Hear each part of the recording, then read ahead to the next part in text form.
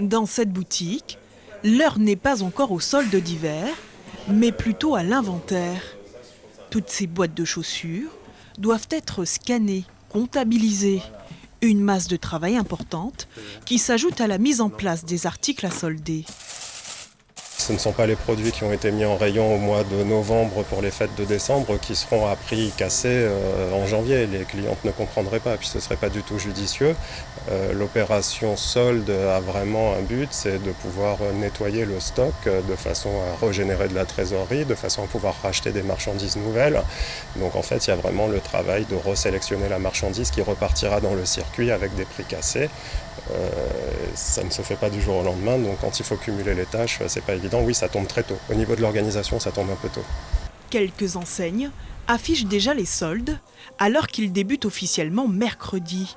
Une confusion due à 2 décrets stipulant des dates différentes.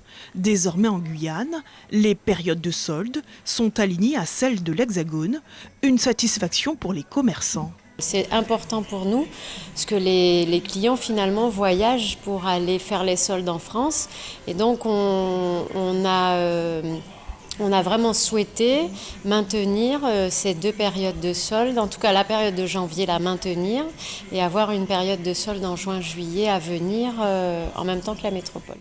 4 semaines de bonnes affaires pour un impact économique modéré du point de vue de la présidente de l'Union des commerçants de l'île de Cayenne. Aujourd'hui, on est confronté à des soldes quasiment permanents. Toutes les grandes surfaces aujourd'hui vous font des promos, vous font des prix cassés. Sur Internet, les gens y commandent avec des prix sans arrêt en promotion.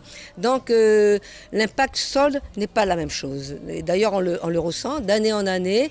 La période des soldes n'est plus la même.